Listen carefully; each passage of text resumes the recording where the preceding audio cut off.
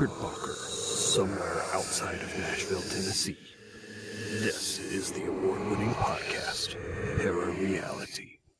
Hello, everybody. Thanks for listening tonight. As always, my name is Sandman, and I'm going to be your guide through this strange realm of ghosts, cryptids, UFOs, aliens, conspiracy theories, and other unsolved mysteries that I like to call ParaReality. Well, we're coming into the rolling in on the season 17 of ParaReality. I can't believe I've been doing this for as long as I have. And I got back in the co-host, Eric from World We Live In podcast. Woo, woo. What's going on? Man, good to have you back. Yeah, good to be back in the bunker. I know, man. Yeah, been a couple months. Longer than that. It's been a while since I we've know. been able to work the schedule out. Yes, yeah, it's I feel like that's the way it goes. Unfortunately, yeah. But either way, it's good to be with you. It's good to be with you, man. It's not because your schedule is. I mean, your schedule's jacked up, but it's not as jacked up as mine. No, yours is the most jacked up Yeah, I've seen yeah. of quite a few people. But that's changing. It is changing. You know, I'm finally, for the first time in my life, going to have a regular Monday through Friday job. That's crazy. That's honestly crazy because we come from two different worlds. I mean, Yeah. you've done the hardcore healthcare. Yeah, on the hardcore, ground. yeah. Yeah. Yeah. Yeah. So, yeah, being in healthcare, working like I do, we work a lot of long hours, like 12-hour shifts. But the upside to that is you have more time off. But the downside is you work longer hours when you are at work. But nothing's regular. Everything is your schedule changes literally from week to week, and there those weekends, holidays, all the other sorts of stuff, and it just doesn't coincide with someone who has a regular Monday through Friday, 9 to 5. But that's going to be me now. That's you. Coming up here pretty soon. Hadn't made the swap yet, but I'm looking forward to it. So that's going to, give us more coinciding schedules so we can get you in the studio. Exactly. Yeah, I'm really looking forward to it because I really, man, when you're not here, I'm like, something's missing. Yeah. Like, oh, yeah. That empty chair over there, that's where Who's that Eric is for? supposed to be. Yeah. You don't have the red glowing microphone is not there. I know. Your famous red glowing microphone. Yeah, it's a nice one. It's cool. It is. You have the best microphone of. I feel like I'm in a 1940s radio studio or something. That's the whole idea. Yeah, totally. Yeah. As you can see by the decor, it's very dungeon-esque here in the Very secret bunker. dungeon-esque, Yeah, yes. there's like dust bunnies and cobwebs and. Basically an air raid shelter. Yeah. From the World War II era. Yes. Basically, we can't tell you where it's at though. No. Because It's secret. then it wouldn't be a secret bunker Exactly. anymore. So, but anyway, Eric, it's good to have you back. I'm Yes. glad to see you back in the co-host chair. So, what you been up to? Oh man. Fill us in. Fill us in, yes. Just Okay, that's about enough of that. Moving on. No, I'm kidding. No, really. we had a good New Year. Spent time with some family, re-energized. I am just working and coaching soccer. Yeah. Coaching soccer. So that's what I love to do. It's a side job currently, but as we were talking earlier, trying to make that the main goal going forward. Yeah. Can I just call you Coach from now on? Is that Might as well. acceptable? Yeah. So, yeah. Sandman and Coach. Sandman and Coach. Excellent. Let's do it. Yeah, that's like we could do it like a cologne for men. Ooh. Like a solid cologne with the like little that. tin is it Sandman and Coach scent. Yeah. That's cool. Well, I'm glad that you're getting to start living out your dream with coaching soccer. I know that's very important to you. Yeah, Because you went to college on a soccer scholarship, right? Yes, I went on a partial scholarship and played in college. Yeah. And, like anything, it takes time to build up, reputation. And I'm only 27, so I have to remind myself of that sometimes because it's easy to get caught up in, I want to be here, I want to do this. But, you gotta take a step back. You gotta prove yourself. Yeah. So. And World We Live In still going strong with you and Aaron. We are, yeah. That's it's going good. We just had we've been deep diving into some conspiracies. Yeah, I've been listening. Yeah. So we actually I shouldn't say deep dive. It's more of a I would say more of an overview. It's a medium dive. It's a medium dive. Yeah. It was shallow. Yeah, dive. shallow dive. Yeah. So, but and yeah, I see our campaign to get her a boyfriend was successful. it was successful. Yeah. This is true. So she owes me. I don't know what she owes me, but she owes Yeah. me something. Probably. I feel like she owes you a good steak or something. Oh, yeah, dude. Like maybe like a rack of ribs, something like that. I'll take the steak. Let's take a steak. Yeah, Okay, yeah. we'll do that. Yeah. Yeah. I like Cane Prime downtown. Okay. Yeah. I'm sure she'll be thrilled Yeah. to hear that. She yeah. makes plenty of money, right? Oh, yeah, I mean, plenty. she's like some big executive in the movie industry now, Yeah. right? Totally. Exactly. Yeah. Totally. Yeah. Not movie, music. Music, Yeah. music, yeah. She does music stuff. Yeah. She's a big executive with the music industry around here. Yeah. Like vice president of Something. VP of VP of partnerships or something like that. yeah, something like that. Yeah. It's fine. She owes me. Well, I'm glad that things are going good with World We Live In. Like I said, I've been listening to your stuff, Yeah. and you have been taking a little dive into the conspiracy, dipping your toe in the conspiracy theory world. And I know you personally are a big conspiracy theorist. I So am. What's your like conspiracy theory of the moment right now? Man, that is a good question. So, always big into the Antarctica conspiracy theories. Oh yeah. That's my main one at the moment. Another one that's been really interesting to me is, have you heard of this one that's been going around, the Tartaria conspiracy? No. So, yeah, I'll try to just give a brief overview. So people claim that there was this ancient advanced civilization that had some sort of free energy device, and more of like an advanced civilization. Mm-hmm. And their argument is that if you go back to a lot of the old buildings, it's like very complex architecture, especially in like especially in Europe and sort of around like Eastern Europe.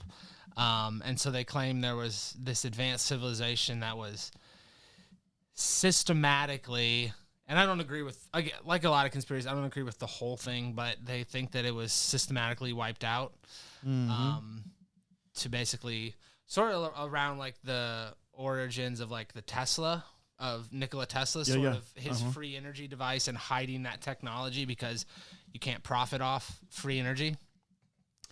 And so I've been kind of diving into the Tartaria, and it's very complex. I do not know a lot about it, but it's an interesting idea that there was this advanced civilization that was somehow. I had to look into that myself. Yeah, check it out. You know, I just did my last episode was on the World Economic Forum conspiracy theories.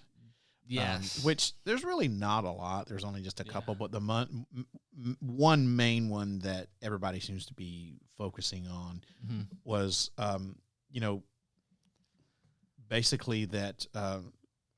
Wow. I mean, what would you expect it to be? I mean, for the World Economic Forum? Yeah. Well, I'm kind of thinking one world government, maybe something to do with the Great Reset. That's what the main conspiracy theory is the Great Reset. Like they're gonna use COVID-19 and a bunch of other man-made viruses to basically reset the whole entire world, with the rich being in their castles on the hill, with gated community with the razor wire fences and everything, and the rest of us are all enslaved in indentured service, blah blah blah. Same new world order type deal stuff. The WEF is not.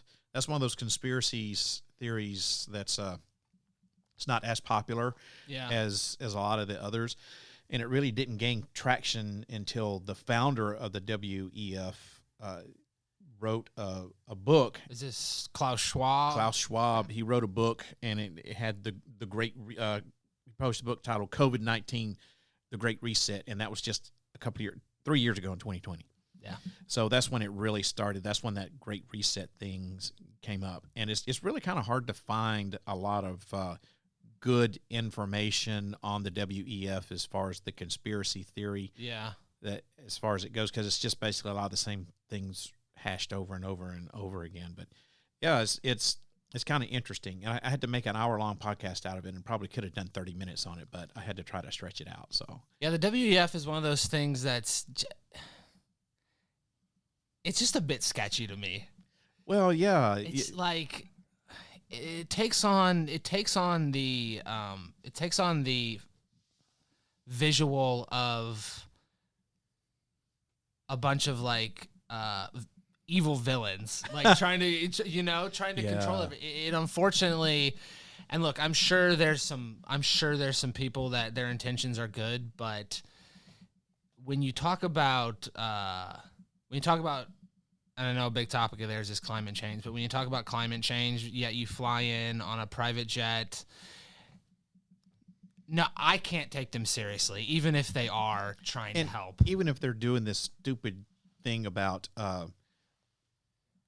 reducing their carbon footprint. I'm going to not do this and this and this and this so I can fly my jet, and that reduces my carbon footprint. Get carbon credits or whatever. What Al Gore was saying. Carbon neutral or whatever. That's just stupid. It's dumb. It is stupid. But so that was my latest episode. Yeah, I saw that come out. Yeah. So the WEF, I mean, it's like it kind of harkens me to the Bilderberg Group, the Trilateral Commission, Bohemian Grove. We got a bunch of rich people, like you were saying, they're coming in. They're staying at this place that is highly secured. They're meeting behind closed doors. Everyone knows that they are having these meetings, but they don't hide that fact. But what they do hide is what goes on in the meetings. Exactly. And when you've got all of these high-powered businessmen and politicians and millionaires, billionaires coming in, and they're meeting behind closed doors, and they're like, oh, well, we're not really going to tell you what we're talking about, but it's the World Economic Forum, so we're trying to fix the world economy or whatever. It's like, that's sketch. Even if that's what they're doing, dude, it's still sketch. It's still exactly.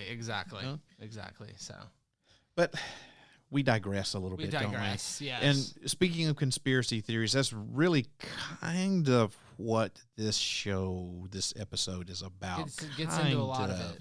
Yeah. So we decided collectively that we were going to watch the latest Dave Paulides documentary. And in case you don't know who David Paulides is, he is a former police officer and detective who I don't know exactly, I cannot remember exactly how he got into looking at all of these unsolved cases, these unsolved missing persons cases in national parks. Mm-hmm. And he wrote a series of books, and it was called Missing 411. And he wrote a series of books about the mysterious disappearances of these people. And he eventually wound up doing a documentary, Missing 411, which led to a second documentary, Missing 411, The Hunted, which now he has, which just got released in 2022 towards the end of the year, Missing 411, The UFO Connection. Yes. And if you are familiar with David Paulides and you have read any of his books or seen any of the documentaries, you are well aware that as each book and each documentary progresses, he is getting closer and closer to saying these are alien abductions. He gets the Missing 411 the Hunted documentary, which was excellent. Really good. He does everything except say these people were abducted by aliens. And so he had nowhere else left to go. Yeah, you're right. Except for UFO. Yeah. And I think it's good to point out that his books were specifically cases that met certain criteria. Yes. Everybody has to have these points. Yes. What does he call them? I got it written down somewhere. Let me look through here. I think I may have it written down somewhere. Case points or something. Yeah. Something of that nature. Yeah, something like that. I thought I had it written down. But You'll find it. Anyway, so they are usually in national park areas.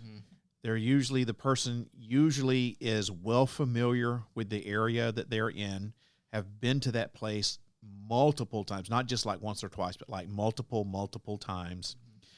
Usually, did I say they were by themselves? If I didn't, they were usually by themselves. Yeah. Or if they were with a group, they got separated from the group for one reason or another. Exactly.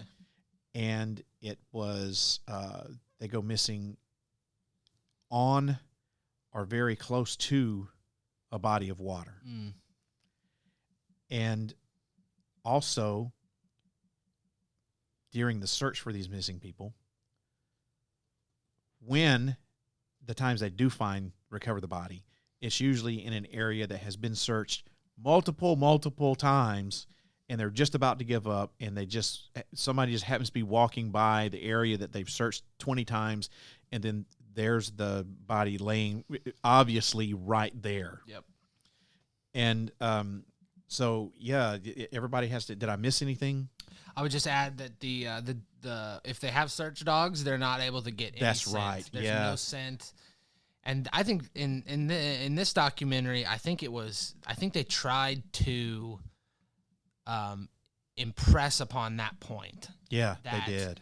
These dogs are so highly trained that if they're not able to pick up on a scent, something is very off. Yeah, at one point in this documentary, they were using cadaver dogs. Exactly. Because they changed it from a, search and rescue to a body recovery thing, and they brought out the cadaver dogs and still had no success. That is so... It's so strange. Yeah. It's so strange, man. I heard somebody, just to kind of drive home the point about how sensitive the smell for dogs are. I was talking to somebody one day, and who was a dog trainer type person, an expert, whatever you want to call it. And I did not know this, but dogs, their sense of taste is not as sophisticated as the human palate. And I did not know that. But of course, their sense of smell is like 1,000,000 times or whatever. Yeah. However many much more powerful it is than us. And the person was like, imagine you come in to like Christmas dinner, and the food's cooking, and you can smell it, and it smells so good, and it activates your salivary glands, and then I can't wait to eat this food, and you taste it, and the food tastes so good. Well, the dogs are not necessarily like that. They're not going to taste the food, and it tastes so good. But she said, imagine not being able to taste the food, and it tastes, excellent, but imagine being able to smell every single ingredient that's going into the preparation of the food. Oh, wow. And that is what the dogs can do. That's pretty insane. Yeah. I've heard something very similar. Yeah. So you put it into perspective like that, and you're like, wow. So if you have a cadaver dog who goes through hours and hours and hours, and dare I say probably years of training, who can't pick up on a scent. They're literally not smelling anything. Yeah. Then like something's going on. Yeah. So that's what we're doing tonight here on this episode. Is we're going to break down the David Paulides Missing 411 UFO Connection documentary. So there were several cases, and we'll just he calls them profile points. I knew I had it written down somewhere. Points, yeah, the very first thing I wrote down. Nice. And I'm looking all through my paper, and I can't find the very first thing I wrote down, profile points. So 97% of cases, the canines can't find a scent trail. There's also one thing we didn't mention, when there's some sort of weather event that's associated with that. There's snow, storm, fog, something like that. That's either happens as the person disappears, or right after they disappear, or during the search for them. It's some sort of weather event. Let's see, one of the other points was that the bodies are found in an area that has previously been searched multiple times, and then the missing people disappear near or on, close to a body of water. Yep. Yeah. So those are all the quote unquote plot points.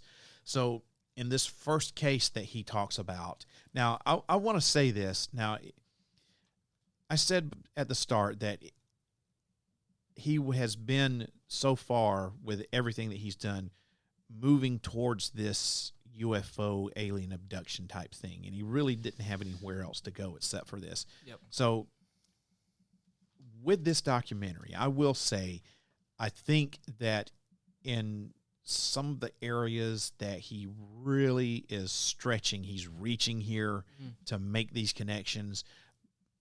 But at the same time, he does bring up some very, very good points. You know, that song, things that make you go, Yes. Yeah. He does. So he does have some good points. So this first case is of Ray Salmon, Salmen. So he disappeared somewhere on Harrison Lake in Vancouver, British Columbia. So this guy was an avid outdoorsman. He was an avid hunter, fisherman, camper. He'd been going to that place for 20 years, like once a year at least. Crazy. For 20 years. So he'd been there at least 20 times. So he had a truck camper.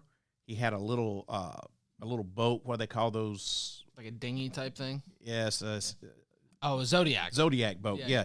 So he had a camper. He had a Zodiac boat. He had plenty of provisions in his camper, plenty of food, water, and more than one weapon. He had apparently a sidearm and a rifle. Yep. So he usually went with his girlfriend or whatever. For this trip, he went by himself. Yep. And went missing. And they found his truck and his camper locked up, which was unusual, and the dogs were locked up inside that. And according to his fiance girlfriend, she said that he would never leave the dogs in the camper because he took them wherever he went. But that was one of the things I was thinking about. Was like, oh God, did the dogs disappear too? But no, the dogs were left behind, which is really weird. Why would he like go out and do anything? Yeah. You know, even if he was just like checking something out. Exactly. You know, nothing was out of place in the truck or the camper. Everything was like where it should be. I think some of his medication was even left in the camper.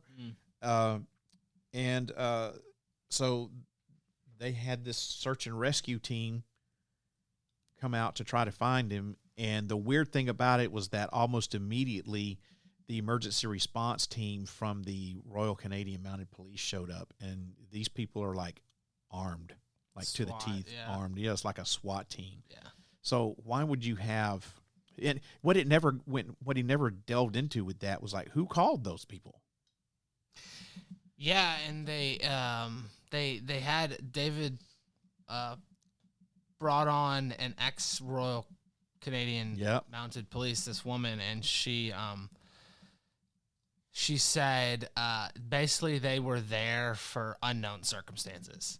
Yeah. So like they're there in case something was weird or in case something would happen, because I think he had shot at a car or something.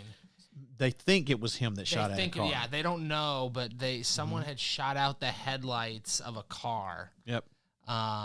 So he had a friend that they were supposed to go looking for old gold mines. Just, I guess, to go like urban exploring. And he was supposed to pick the friend up like the next day. Yeah.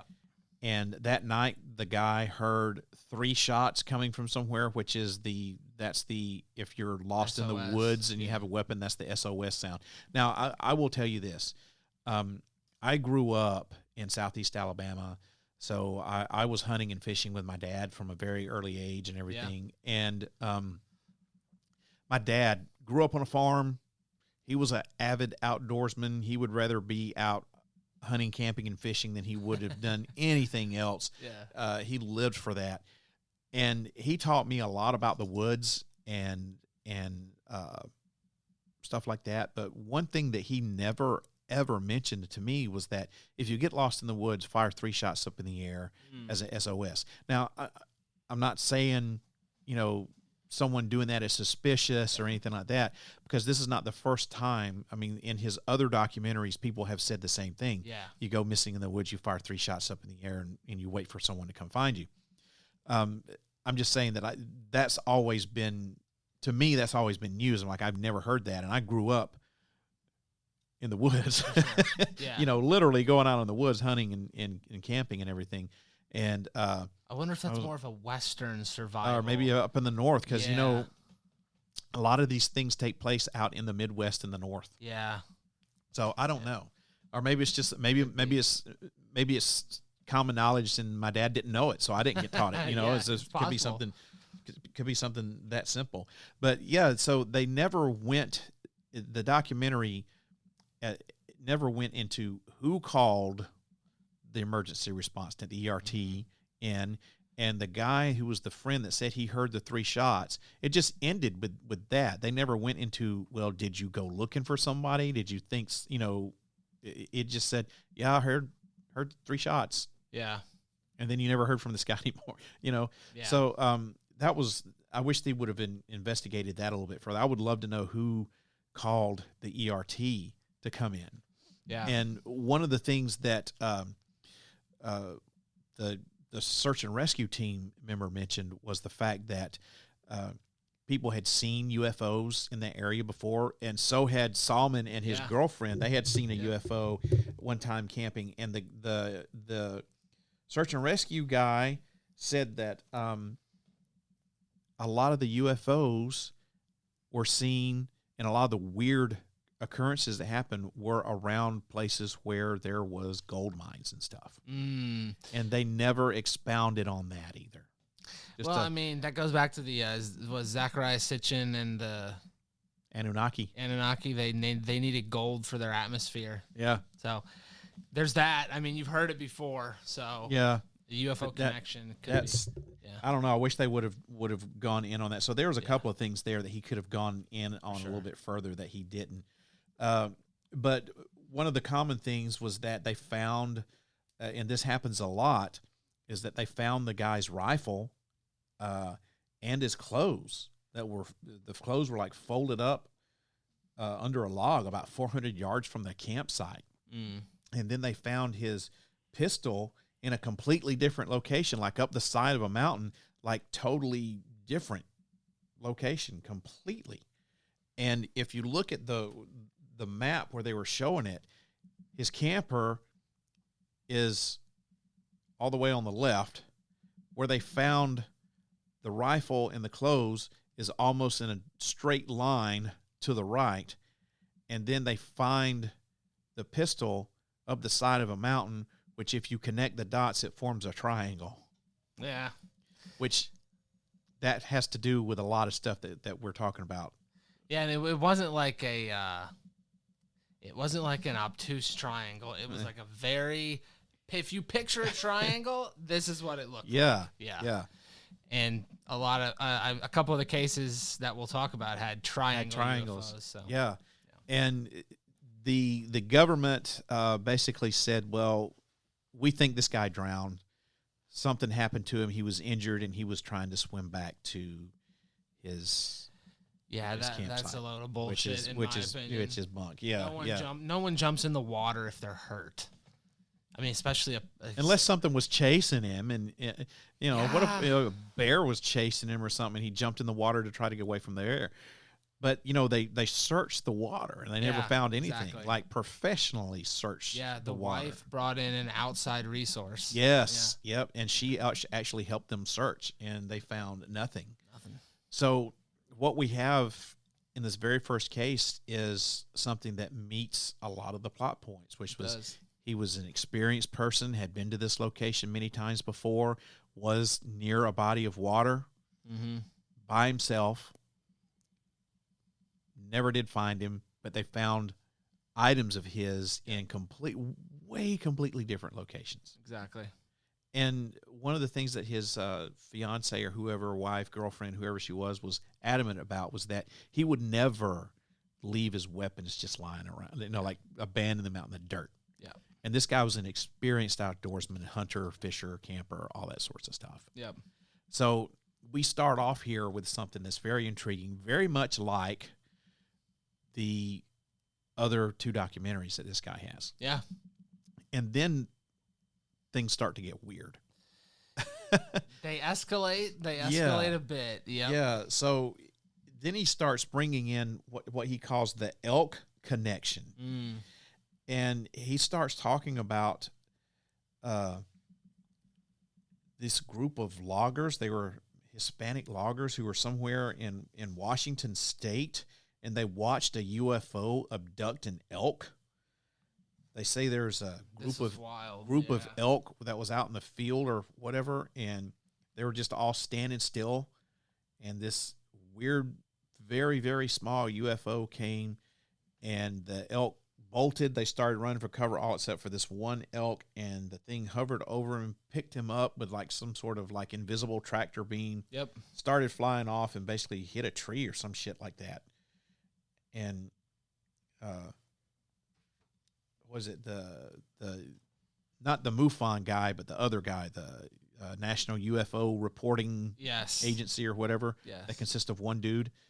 He came out and investigated, and they found what they thought was the carcass. Exactly. Yep. Yep. Said it hadn't been shot, no bullet holes. Right. Said teeth were like intact. Mm-hmm. It had obviously been dead. Right. But yeah, they said, whoa. And then another interesting point was that the people who saw this were Hispanic. Yeah. And they didn't speak English.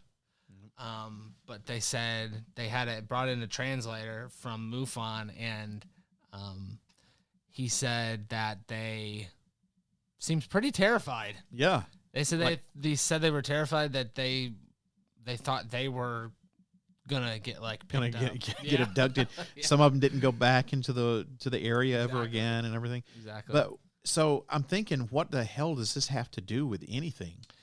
You know, it was a weird one because, it's like this UFO was just like playing. Yeah.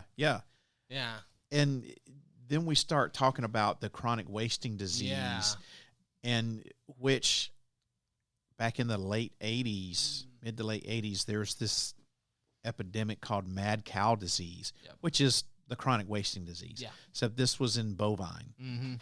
And this was like a real deal horrible thing where in the UK they slaughtered like 4 million cattle just because they had this disease, because there's no cure. Once you get it, or once the cow gets it, that's it. They're dead.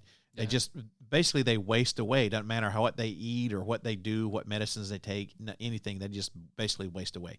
And at first they were like, "Oh well, this can't be passed to humans, so don't worry about it." And then they were like, "Oh, we made a mistake. It can be passed to humans." So that was the reason for slaughtering all these cattle. Exactly. And so it has now made the jump to deer and elk. Yeah. And it is a legitimate, I guess you could say, epidemic that's going on in the deer and elk population, especially out in the Midwest. And I know that it's creeping its way eastward. I've seen signs when I go back to Alabama from here. I've seen billboards out on I-65 South. Oh, really? It's like, keep chronic wasting disease out of Alabama, blah, blah, blah.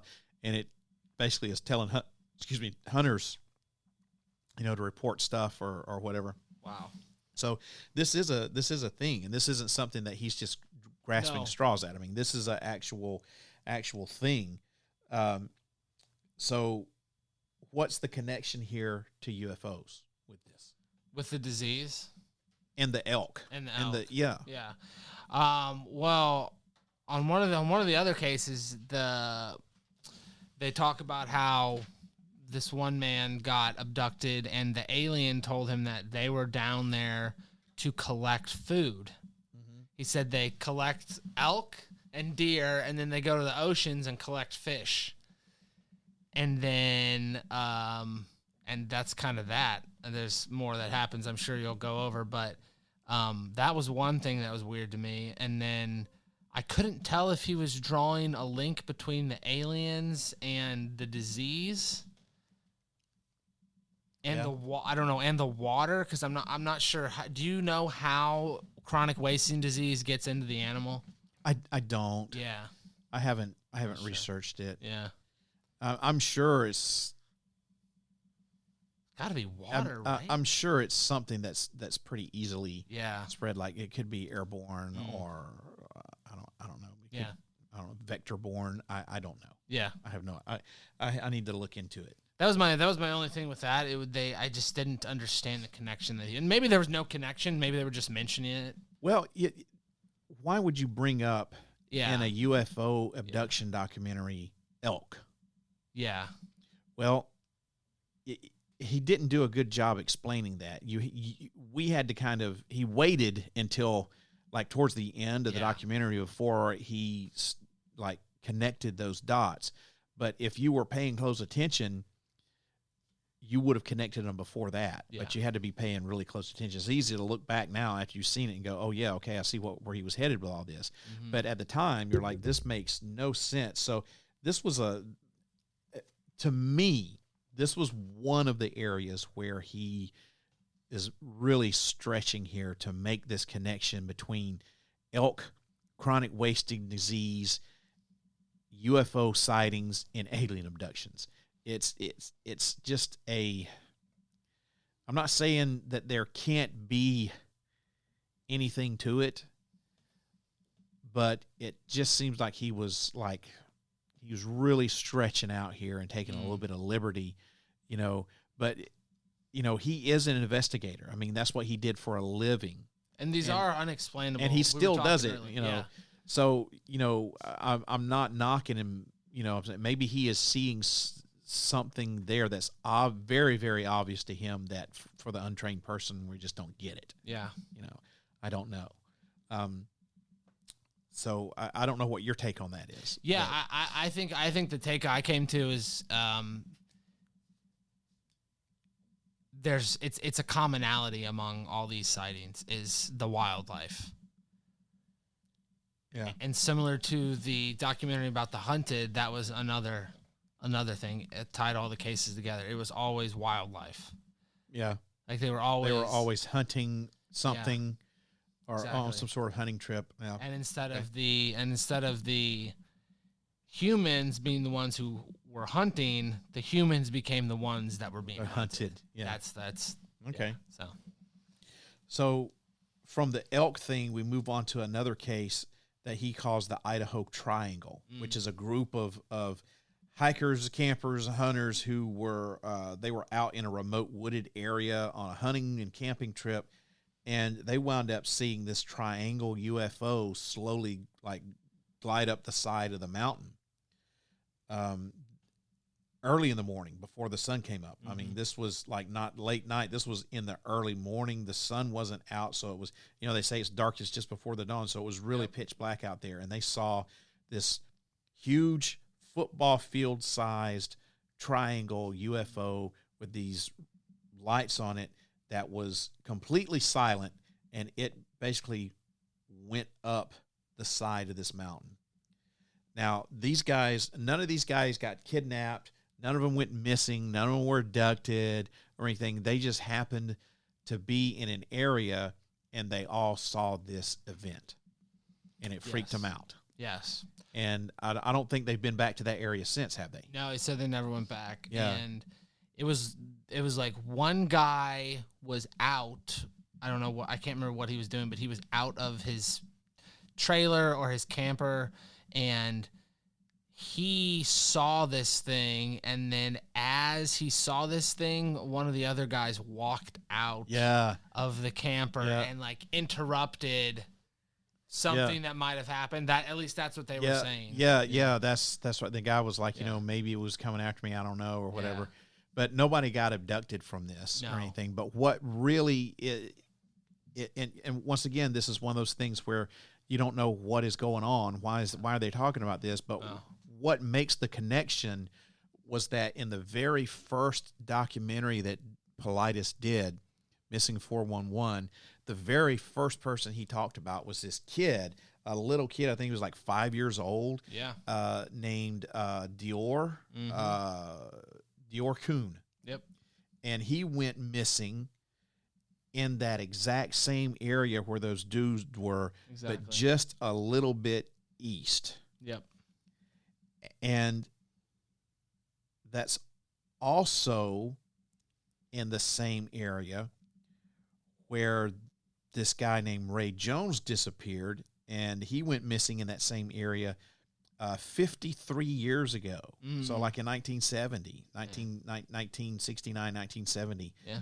And he was missing for 53 years, and they didn't find his body until last year in 2022 in an area that had been searched many times. And what puts these cases together is that, once again, if you take where those dudes saw the triangle UFO and you plot that on a map, and then you go east to where, you go east of that to where Dior Coons was. It's almost a straight line east to where Dior Coon was, and then you connect the dots to where Ray Jones disappeared, and it's up above those guys, and if you make the dots, it is a triangle. And again, a very straightforward triangle. Not some crazy. It's another triangle. Yeah, obtuse triangle, yeah. And so what's the deal with seeing triangles and triangle UFOs and all this? I couldn't tell you. Don't know. And it's something that he never really, maybe he's saving this for another documentary, I don't know, but he never tried to delve into the connection between seeing triangle UFOs and having a triangle of disappearances on a map. Yes. Which is something that I would love for him to dive into. I agree. That would be fascinating. But I wonder if that guy that first saw that triangle UFO in the Idaho Triangle case, I wonder if he wasn't about to get taken. That's what it seemed like, and that's what he, I think, expressed, that if the other guy hadn't popped out of his camper, something would have. Because some of these people, like the Christian Dior, or excuse me, the Dior Coons case, he was with his parents, and obviously I think he was like 5 years old, like I said. He was with his parents hiking, and he just, like, they lost sight of him for basically just a second, just a few minutes, and he was gone. Yeah. You know, and so it could have been the same thing with this guy. He was outside just for a few minutes, and here comes the UFO. Yeah. You know, but you know on the Dior Coons case, his parents didn't see a UFO. You know, none of the other people that I can remember in his other documentaries reported seeing a UFO. Yeah, as far as I can remember, no. The other documentaries hinted at more of maybe some sort of interdimensional. Yeah, some paranormal. Yeah. Type thing. Interdimensional Sasquatch jumped out and grabbed them, or they got sucked into a vortex or something like that. You know, something very Skinwalker Ranch-ish. Yeah, but he's always flirted on the fringes of something paranormal is going on here. And like I said, he's pretty much painted himself into a corner to where he has to address this now, which is what he's attempting to do with 411, the UFO Connection. Exactly. So from that case, we move on, and he starts talking about Carl Higdon. Yeah. This is the guy. This is a weird one. Yeah, that he was out on a hunting trip by himself in October of '74 in the Medicine Bow National Forest area in Wyoming. And he said he saw some elk in a field and was like, aha, there's my elk. But they were just standing there like they were frozen, like a glitch in the Matrix type deal. Yeah, this is the creepiest one. Yeah.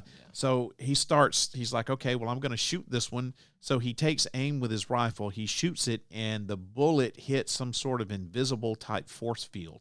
Now, he was able to recover this bullet, and it looks like, I mean, obviously it hit something because it is smashed flat. Yes. You know, and it's not like a bullet would look if it tore through flesh and bone and tissue and all that sorts of stuff, because I've seen that, you know, from my days of hunting. Yeah. So this looked like it, like, might as well have shot it into some steel wall or something. It was just smashed. And I'm surprised that the dude was able to find this bullet in this field. I know, right? But I couldn't tell if that happened before or after the abduction, though. It to me, it would happen before the abduction. That's what I thought as well, yeah. And then all of a sudden, he sees some weird dude in a completely black suit, kind of like a skin suit for diving. Yeah. The dude only had one hand, but the hand was like cone-shaped and had a pointy end on it. Yeah, it's very strange. Yeah, very weird thing. And the guy was like, "Hey, are you hungry?" And he's like, "Yeah." So some pills levitated over to him, and he took one. And then the next thing you know, he wakes up in this UFO. And what did he say the name of that guy was? The guy told him his name. I did not write it down. Yeah, something like it started. I think it started with an A. It was like Arso or Azo or something. Yeah, I don't know. Something very weird. But one of the other things that he saw was like a glass cube floating in the air, kind of like something that you see off the Predator, where you can see the, where it's cloaked or whatever. I think that's what distracted him. I think that was the ship. I think it was as well, yeah. As he got put in the ship, and there's the dude, and these 5 elk are in this cube, and they take off, and they go to the dude's planet, and they run some tests on him and say, "Oh, you're not what we're looking for. We're going to take you back." Yeah. And basically, the guy said, "I think that they brought me back because I'd had a vasectomy." Yeah. I mean, again, you hear this from other alien abduction. People claim that the reason humans are being abducted is because we can provide, females can provide eggs and men can provide sperm. Yeah. And that whoever is abducting us cannot procreate anymore. Yeah. Yeah, so they have to use us. Yeah. But I don't necessarily believe it, but that's what you hear. But if you've had a vasectomy, it doesn't mean you can't produce the sperm. Your body still makes sperm. It's just that the passageway for them to exit the manufacturing plant has been cut off. It's kind of a funny one, right? Because you are correct. Like, you still produce sperm, right? Yeah. You would just have to have it harvested, taken out. You couldn't get a hand job from an alien. Exactly, because it wouldn't. I mean, you get a hand job, but the desired result for the alien's point of view would not be attainable. Not what he's looking for. But you look at but look, man, they harvest eggs from females, right? You don't like finger bang a woman, exactly, yeah, and she squirts out eggs, right? Yeah. So they have to go in and they have to get the eggs from her. So how come they can't do that the same thing could be very well done with a guy? Yeah, I agree. So the fact that he said, "Well, they sent me back because I had a vasectomy," to me, if you're looking at the whole alien abduction thing as far as procreation goes, it kind of falls flat. Now, once again, this is where Paulides is taking a little bit of a stretch, and he's working this into his theory, which I understand you got to have it's a hypothesis right now. As part of his hypothesis is maybe these people are being taken because they need to harvest their DNA. Yeah. Is their sperm or their eggs or something like that. So, but I think he's taken it once again.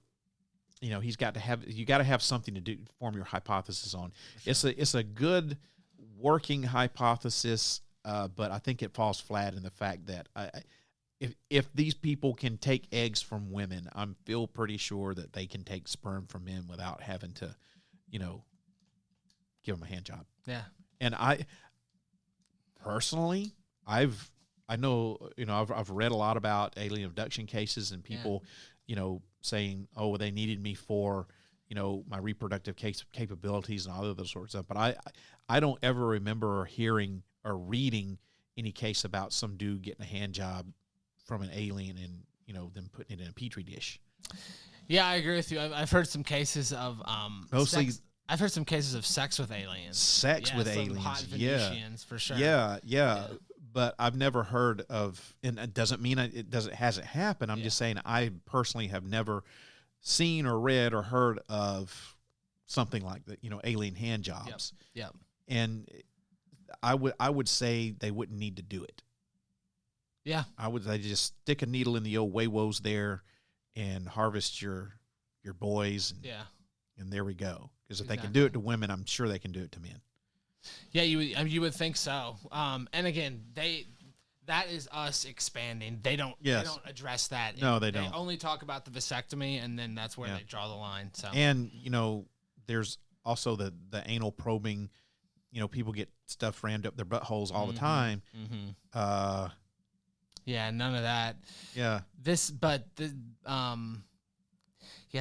one was a weird one. Have you delved into any of the Glimmer Man? Have you heard of these stories? I've heard of the Glimmer Man stories. I haven't really done any Yeah. deep dives into the Glimmer Man thing, but I'm familiar with. This reminded me of the Glimmer Man sightings, only in not the abduction part, but the visual part. Okay. As far as like the cube. Because Glimmer is kind of like it's representing a sort of see-through, kind of like. You know what? I just realized. I hate to interrupt you. Yeah. No, what's wrong? What are you doing right now? Me? Yeah. Nothing. There's some rattling or something that's going on your desk. I can hear it. Yeah. I don't know what you're doing, but it's like totally silent now. Now there it goes. It's like in the background. It might be shaking. It might be. Weird. Okay. Anyway, go ahead. Sorry. Okay. No, I was just saying that the see-through cube or whatever it was reminded me of the Glimmer Man sightings. Just in the sense that like it was in the forest. A lot of the Glimmer Man is like in the forest, in trees. Yeah. So, well, some similarities there. This guy, regardless of whether this is similar or not, this guy definitely was, as far as I'm concerned, kind of a credible witness because he seemed to be a very no-nonsense guy, and he is the one that said, I think they returned me because I had a vasectomy. That is true. He said that. Paulides did not pick up on that, but he ran with it. He did. So this guy, what was his name? Carl Higdon. This happened in '74. So this was a long time ago. This was almost 50 years ago, and this guy still remembers it like it was yesterday. Yeah. So I mean, this was something I would think that if he were just making this up for whatever reason, I would think that you wouldn't remember the details that well. He obviously had something that happened to him that affected him still to this day. Yeah. And he drew pictures and all this other sorts of stuff. And also the thing about his lungs. Yeah, he had tuberculosis scars. Yeah. And then they did a full medical exam on him after he got returned, and his tuberculosis scars were gone. Now that was interesting. Strange one. Okay, so let's do some more hypothesizing here. If the aliens had the technology to make his tuberculosis scars go away in his lungs, whatever it was they did, how come they couldn't stick a needle in his nuts and harvest some sperm? Yeah, you're right. That's the problem that I have with this. And like I said, this wasn't you. You were right. This wasn't Paulides picking up on this. This was the other guy. This was Carl Higdon. He's the one that said that. But Paulides definitely ran with this thing, and I think he's trying to use it to. And maybe there was something else wrong with him. Maybe they didn't keep him because he had bad lungs. I don't know. Yeah. You never know. Maybe they were looking for something else. Could have been. Maybe they were like, look, if we're gonna take this guy up, we might as well, clear up his lungs for him. Like, yeah, give him a few more years. Yeah, we're gonna. Know, Yeah. I don't know. know. Tuberculosis scars did to people's lungs, but Well, I mean, it definitely affects your ability to breathe and everything. Yeah. But I wouldn't think that it would long term. I don't know. But still, he doesn't have them anymore. So nope. But that was to me so credible with that guy. But once again, that's another example, I think, of Paulides kind of stretching the mark here, reaching out. But once again, he's got a hypothesis, and that's one of the things that you do is you kind of, sometimes your hypothesis is dead on, and sometimes you got to stretch for it. So, yep. And that moves us to basically the last case that he talks about, which is Mark Strittenmater, who disappeared pretty much in the same area in Medicine Bow National Forest that Carl Higdon disappeared in, except this happened in October of 2019. So you're talking about, what, 50-something years or so? Basically. To the day almost, in the same area that Carl Higdon disappeared. This guy was a 15-year veteran outfitter for big game in the area. I don't know what that is. Maybe a hunting guide or something like that. Yeah, I think an outfitter is like a guide type of thing. But he went missing in a snowstorm, and his phone, his medications were found in his truck, locked up, and there were no his girlfriend, wife, whoever, actually went out, and when he didn't return, she was calling him, texting him, couldn't get hold of him, so she knew the area where he was in, and just by happenstance found his truck. And there was like 12 feet of snow or whatever. She had to dig her way into the truck and get in. His phone, his meds, and all that were found in there. No, they couldn't find any footprints or anything because obviously I guess the snow had covered him up. But this was the guy that had been in that area he was out elk hunting, by the way. So that's what Higdon was doing. He was out elk hunting. The guys in the Idaho Triangle case were out elk hunting. The first guy that we talked about, Ray Salmon, he was not elk hunting, but he was an elk hunter. And he had a rifle. So maybe he was doing some impromptu elk hunting whenever he died. So now you start seeing where he's bringing in these elk. Now that I think about it, I'm surprised he didn't touch, and it might have just been a time issue.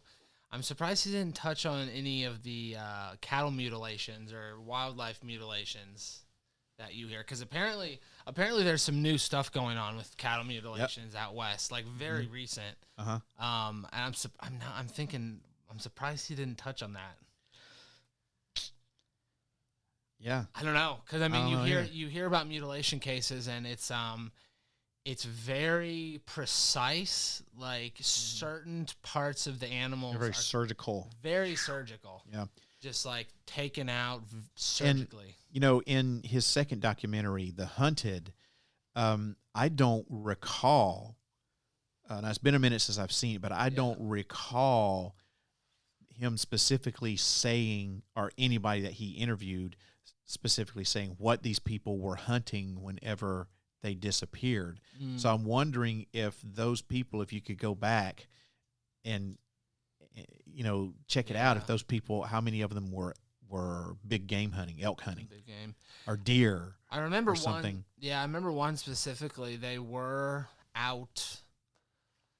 They were separated, and I think it was in Wyoming. They were separated, and two of the guys had gone hunting while the other one stayed back with the camper and everything, and he was the one that ended up disappearing. Disappearing. And then there was another one, but it was like 5 hunters. I think this was in New York, and they were hunting deer, I believe. And one of the guys, they weren't separated, but they were like in the woods, like 100 yards from each other. The guy posted out. Yeah, exactly. This was the old man, right? Yeah. And they heard this like really loud pop, and then dude's gone. Never found him. Well, deer and elk, I don't know how close they're related on the DNA scale, but Yeah. I mean, they're pretty damn similar. They look similar. And if you factor in this chronic wasting disease thing, that is affecting the deer population as well. So I don't know. Maybe you've got, maybe there's something to it. But I once again, he's grasping at straws. And I mean, I think he even realizes that it's pretty far-fetched out there. I think so, but it's so unexplainable that like he needed something to tie it together. Yeah. Otherwise, it's just what are you looking at? Rando. Yeah. Well, one of the things that he did say about this Mark Strittmatter guy was that he did not have a vasectomy. He asked the fiance, did he have a vasectomy? And she was like, no. Yeah. So I was like, oh, well, Higdon didn't have it. He had a vasectomy and he got returned. Exactly. So I don't know. Did you catch the part about the German descent? Well, that's what I was about to bring up here. So we have all of these cases that we've kind of connected, but here's something that they have in common. Some of them have more of these things in common than others, but they all have a couple of elements of these. Number one, all the people in this documentary were hunting elk. Yes. Or were elk hunters. If you plot the locations of the missing Wyoming hunters on a map, it follows the progression of the chronic wasting disease in the elk and deer population, how it's spreading. All the disappearances were in close proximity to Warren Air Force Base, is you got some conspiracy theory stuff going on with aliens and UFOs at Warren Air Force Base. And the last thing was that all of these people were of German heritage and, in their family somehow. So they were of German descent. Once again, something interesting. I don't know how viable that is, but it is. I mean, if it happens once, what's the old saying? If it happens once, it's a coincidence. If it happens twice, or fool me once, shame on. There's a fool me once, shame on you, fool me twice, shame on me. But there's something else about if it happens once, it's you consider it like an accident or something like that. If it happens twice, it's a coincidence, and then if it happens a third time, it's a pattern or something like that. I can't remember what the saying is, but I mean, so there's got to be something, well, I'm not going to say there's got to be something to it. I think that wouldn't be the correct thing to say, but it's definitely an interesting point. Once again, maybe he's stretching here, but I don't understand what elk chronic wasting disease and German heritage has to do with being selected to be abducted by aliens. And how would they know that you're of German ancestry? That is a very good question. Have you heard of the Sonora Aero Club and NIMSA? No. So the Sonora Aero Club was this weird it was this weird set of drawings that were discovered in Houston, and it was this book by a guy named Charles Delshow. Okay. Familiar with that at all? I think you'd find this really interesting. So Charles Delshow, he was supposedly involved with the Sonora Aero Club, and they were supposedly this breakaway civilization that had these flying ships back in the 1890s. Okay. So, I mean, we're talking way before any of the modern UFO phenomena. They had these flying aeroships that were supposedly sighted all over Texas, Arizona, New Mexico. These ranchers would just see these ships flying through the air, and like some had interactions with them, some just had sightings. And they're supposedly of Prussian German descent. Huh. Yeah. So maybe that's in the West. Yeah, but how are they gonna how are the aliens gonna know this unless they have some sort of invisible beam, some sort of Star Trek? Well, I mean, I guess if you're talking about the technology that they would have to be able to travel from one galaxy to the other, and then do all these kidnappings and stuff, I guess they would have some sort of body scanner that could. I don't know. Yeah, I mean again, all speculation, but Yeah. I also will point out that the underground aquifer, the Oglala Aquifer. Oh, yeah, we didn't even touch on that. Yeah, which I think is the last point they make, is right next to Wyoming.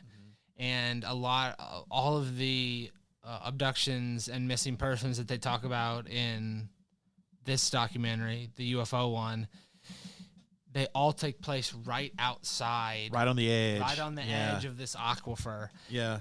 And so another idea could be that these aren't necessarily aliens from another planet or galaxy. They're aliens from the middle of the earth or underground or USOs. USOs, yeah, he did mention that. So, and something interesting is that, did you know that the Earth's core has stopped spinning? I heard something about this. Yeah, so apparently it's cyclical. It happens about every 70 years or so. It's spinning, and then about every 70 years it stops, and it starts spinning in the other direction.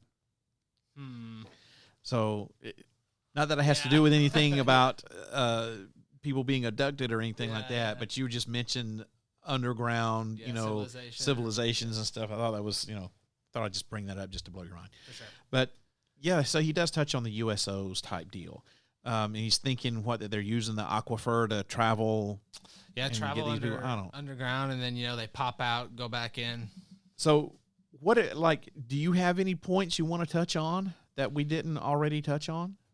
No, I think those were my points, and then obviously I'm leaning towards something to do with this Sonora Aero Club, because I don't have it in front of me now, but I have listened to quite a bit about this. I'm gonna have to look into this. Yeah, you check into this. It is very weird. Very weird. Especially the old reports of the ranchers seeing these crafts, and especially look up these pictures by this Charles Delshow guy. They're like steampunk-ish airships. So like the Hindenburg, it's along the vein of something to do with the Hindenburg, and the Hindenburg was German as well. So I'm just saying. I'm thinking you're bringing this up, and I'm thinking, I believe all the way back in season 1 of this podcast, back before it was a podcast, I did an episode on mystery airships from the 1800s. Okay. And I don't remember anything that I found back then mentioning the Sonoran Aero Club or anything like that. I think my episode was more on the sightings themselves. Yeah.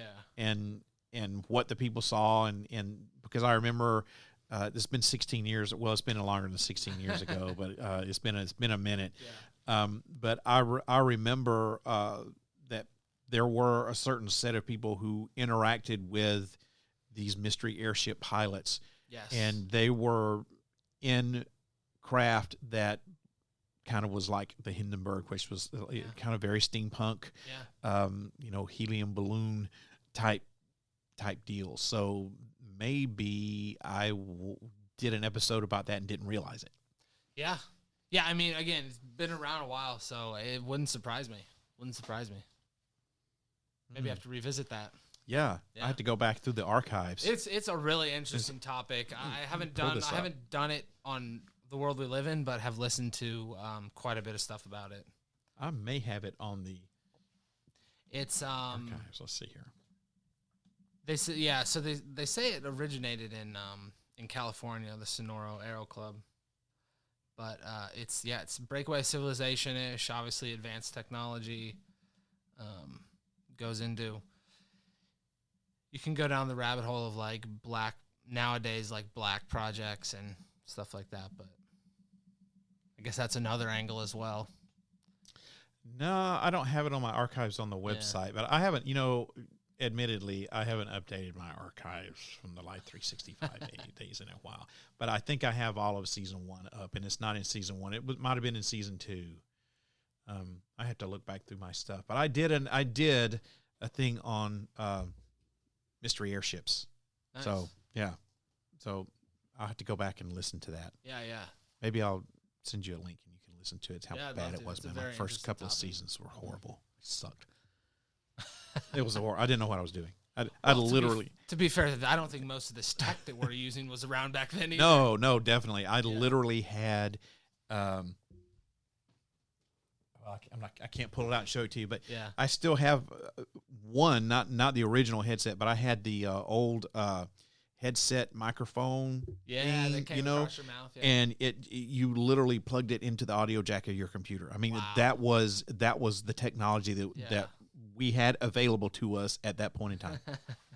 Man, and come a long way. We have come tremendous leaps and bounds from that, and I didn't know what I was doing either, so there's that. But those first couple of seasons sucked. But anyway, I digress. So, all in all, what do you think about the 411 UFO connection? Something weird is happening to people that go into the wilderness by themselves. I think that's the key thing. Maybe not all of them, but it's either by yourselves or getting separated. That's usually when shit happens. Something's happening. I mean, you even go back to the founding of the national parks. Who was the president? They talked about this at the Dogman conference. Who was the president that had the Bigfoot encounter? Roosevelt. Teddy Roosevelt. He created the national parks, and the word is that he had a encounter with a Bigfoot. Yes. So, if you expound on that, I don't know. Maybe there's something to it. Maybe there's something to it. Who knows? I think there's no doubt that something's happening to people in the woods. Like, people are going missing. But it's not just in the woods anywhere, though. No, and that's why I say that's why I bring up the Teddy Roosevelt. Yeah. Because it's national parks, national forests. Yeah. Like, it's not just if I were to walk in the woods behind your house, It's specific locations. Yeah. Vermont, New Hampshire has a triangle up there. New York has a big triangle. Around the Great Lakes, there's another triangle. There's some in California. So, well, it kind of makes you wonder if Roosevelt, who created the national park system, Teddy Roosevelt, by the way, if he created the national park system and he had a encounter with a Sasquatch, taking a stretch here, a la David Paulides, taking a huge stretch here, but what if he had an encounter with aliens and made some sort of an agreement with them? It was like, hey, we need people to repopulate our species or whatever, and if you let us take some of them, we won't, blow your planet to smithereens. And he was like, well, I'll create these special areas out in the woods, and when people go out there, if they're out there, you need them, you can take them. Well, it's a stretch. Have you heard of the theory that Eisenhower did that same thing? Yes. Yeah. That's kind of where I'm taking Eisenhower's thing and I'm putting it onto Teddy Roosevelt, because he created the national park system, and he supposedly had this encounter with Bigfoot, and all these disappearances that Paulides is talking about takes place in the national park. So, I'm taking a stretch. I know I'm not going to go anywhere with this. I don't think there's anything to it, but it's fun to think about. It is. So, would you recommend this documentary? Yeah, I love David Paulides' work. I think I do too. I think even if you don't believe the stories, the fact that he's documenting these is incredibly important. Well, because what happens to a lot of these cases is they get put on the local police and then they just get forgotten about. Forgotten about. The national park system doesn't do anything to look for these people outside of that 7-day window, and then it's left to David Paulides to document. Yep. The National Park Service is only going to go so far, and they do only what they're required to do. Exactly. They're not going to go above and beyond because they work for the government, and trust me, as someone who works for the government, I know that they're not going to go above and beyond. So I mentioned this off the air, but when I was watching it, I happened to take a lot of notes because I wanted to be able to talk intelligently about the cases. So I'm going to go back and rewatch it just for the enjoyment factor of it. But I think it's good. It's very different than his first two documentaries. It's more polished. There's more. They've definitely. The cameras are better. Yeah. The camera work is better. Some of the scenes that where he's interviewing these people are, for lack of a better word, they're staged. They're set up for interview. It's not him going in and talking to you while you're sitting on your couch. Yeah.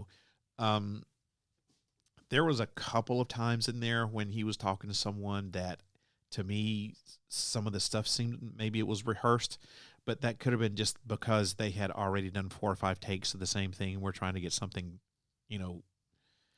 viable to put on the air. I'm sure I don't know. Happens, yeah. Yeah. So I think that all in all, it was very decent. It was a good documentary. I think his other two are better, in my opinion. Okay. He's on this one, to me, he's taking more of a stretch creatively and hypothetically with some of the things that he's proposing that's happening. But as I have said multiple times already on this podcast, he has painted himself into this corner, and he really right now doesn't have too far to go. He's been working on, okay, I'm headed towards this direction, but I'm not really saying it, to now he's saying it. So now he's going to have to expound upon that. So, I'm sure he's going to have more documentaries because these things. His books are like 400 pages long. Yeah, these things massive books. These things aren't going away. No, they're continuing to happen. Yep. And so he's going to have more, material. And like you said, his books are massive anyway. So he hasn't even touched a drop in the bucket compared to what has actually happened. He's just taken the most, according to him, most interesting cases. You should not, if you've never seen the first two documentaries, shouldn't watch this. You should not watch this one. Even if you have missed one of the first two, you still should not watch this one. You should watch Missing 411. You should watch Missing 411 The Hunted, and then you should watch this one. I would even go one step further. I would read a little bit, 10, 15 minutes about David Paulides before you watch Missing 411, because they go straight into it. They don't. It's simply his most interesting cases put into film. Yeah. That's what it is. Yeah. So if you need background, I would suggest doing that. That's a very good point. You should probably read something about David Paulides too. Because when he went into this, he was not going into this saying, I think there's something paranormal or alien happening here. He's like, hey, I have been investigating some of these cases, and I have noticed that these things have these things in common, and they're in national parks and blah, blah, blah. And then he started really taking a deep dive into it. And the more he investigated and the more he started noticing all these commonalities between them, the more he started saying there's something going on here that is not normal. And he flirted all around saying that this is paranormal or alien until now, which, like I said, he kind of pretty much painted himself into that corner. I really wish, part of me wishes that he would not have come out with this one specifically saying UFOs, that it just would have been about something different, the same thing, but not have this UFO tag put on it. Yeah. But once again, he painted himself into this corner. And I would say if you've seen the first two, I would say watch it.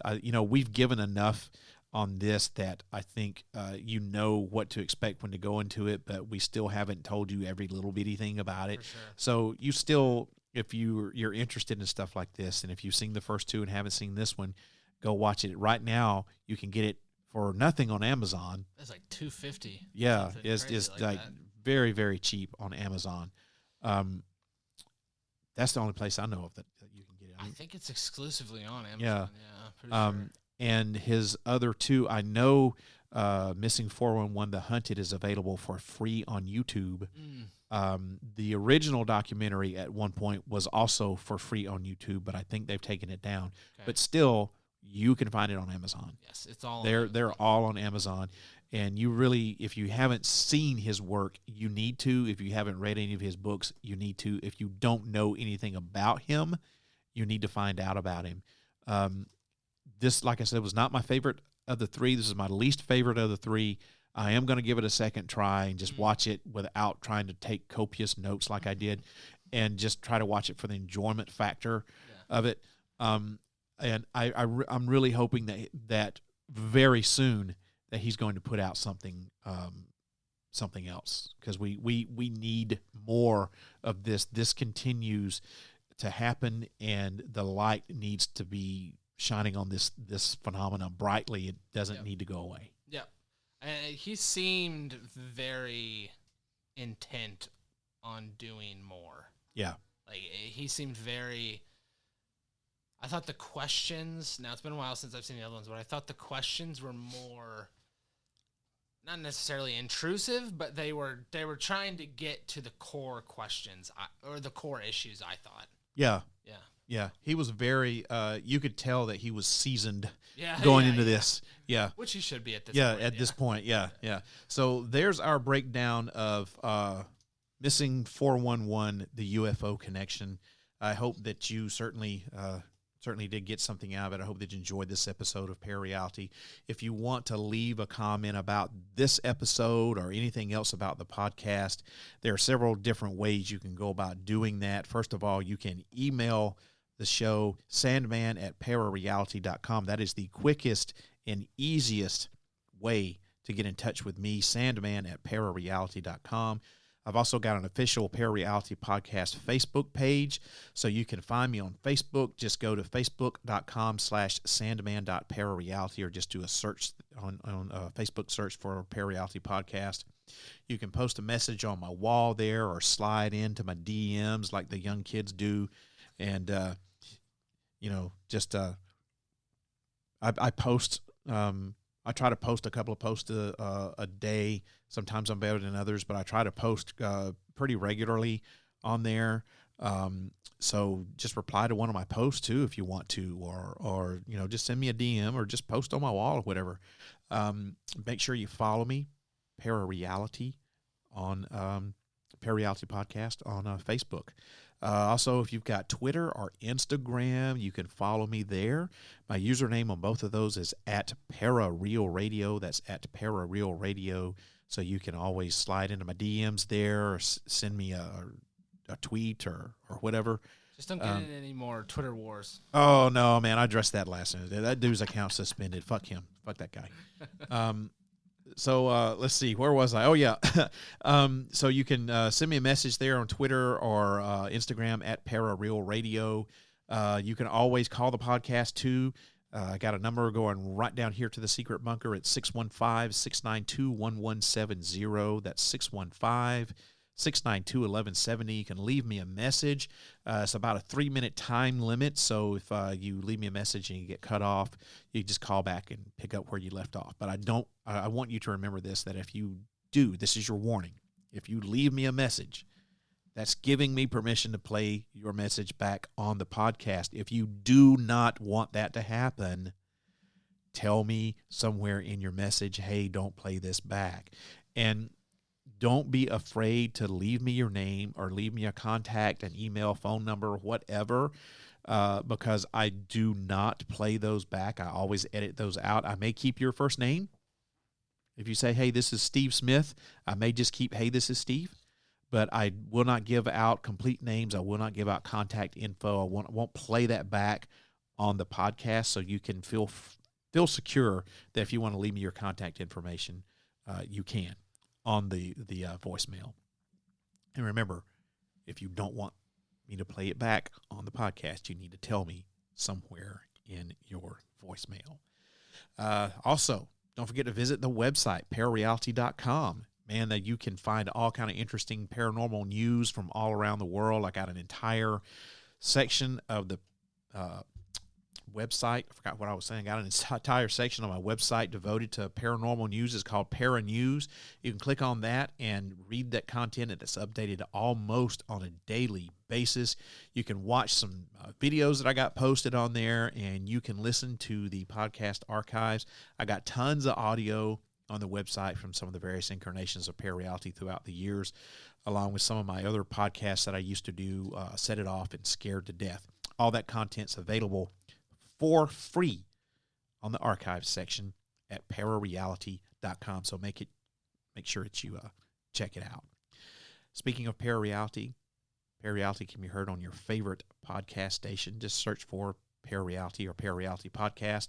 If you got a smart speaker with any of those skills, you can find it there too. Just say, hey, play the ParaReality Podcast. Got a YouTube channel. You can find me on YouTube at youtube.com/users/ParaReality1. That's the number 1. Take all of the audio from my podcast and upload it to my YouTube channel. People actually do listen to the podcast on YouTube. I've got videos, documentaries, paranormal UFO documentaries, and some chemtrail videos. Speaking of Mr. Anti-Chemtrail Dude. We haven't done any chemtrail episodes. We're going to have to I now. think we have to, yeah. Just for that dude whose name I can't remember, whose account got suspended on Twitter because he's a dick. Anyway, I normally try to be nice, but screw him. So that's I'm available on any of our podcast platforms. What about World We Live In, Eric? I've already spent all the time plugging me. It's time for you to plug you. Yes, sir. World We Live In podcast. You can find us on Apple Podcasts, World We Live In. Find us on Google Play, Google Podcasts, Spotify, and you can email me at worldweliveinpodcast@gmail.com. Let me make sure I have that right. worldweliveinpodcast@gmail.com. And follow us on Twitter at World We Live Pod. That's World We Live Pod. World We Live Pod with co-host Aaron. The gorgeous, sexy, intelligent Aaron. He can't say that stuff because that's his sister, but I can. This is true. Well, not creepy. It'd just be weird. It would be more creepy Very than weird. It's more creepy than if you said it than me saying it. Yeah, this is true. Too bad she's not here, or I'd be like staring at her, like, yeah. Just make her super uncomfortable. Oh God, we have too much fun when we get together. We do. So those are all the ways that you can get in touch with me, Sandman, here on ParaReality, with Coach Eric over there at World We Live Pod. And if you haven't heard World We Live In podcast, I do suggest that you check it out. Do you have a regular time when you drop episodes, or because I know you got to coordinate schedules with Aaron and all that. Unfortunately we don't, but on average it's probably about twice a month. Okay. Yeah, so I mean, if you hit that subscribe button, it'll download automatically. So yeah, hit the subscribe. So you get it automatically. You don't have to worry about it. So if you haven't checked out World We Live In podcast with Coach Eric and Aaron, please do so. Give my buddy some love. And if you're listening to this podcast, you'll like his podcast too. That's World We Live In podcast. All right, everybody. That about does it for tonight. Let's see. When is the next episode going to drop? Let me look at the old calendar here. I forgot to write it down. The 17th. Yeah. We're going to drop the next episode of ParaReality on Friday, February 17th at 8 o'clock p.m. Central U.S. time. So please make sure that you tune in, and find out. I hope that this podcast opens up your mind to new ways of thinking, expands your consciousness, and produces a change in the way you see the world. If you wish to change, you must lift the veil of ignorance that has been cast over your eyes. Only then will you see the true power of the universe. Everyone have a wonderful weekend, a great evening, and I will see you again in a couple of weeks on the 17th. Good night, everybody. If you wish to change, you must first lift the veil of ignorance that has been cast over your eyes. Only then will you see the true power of the universe.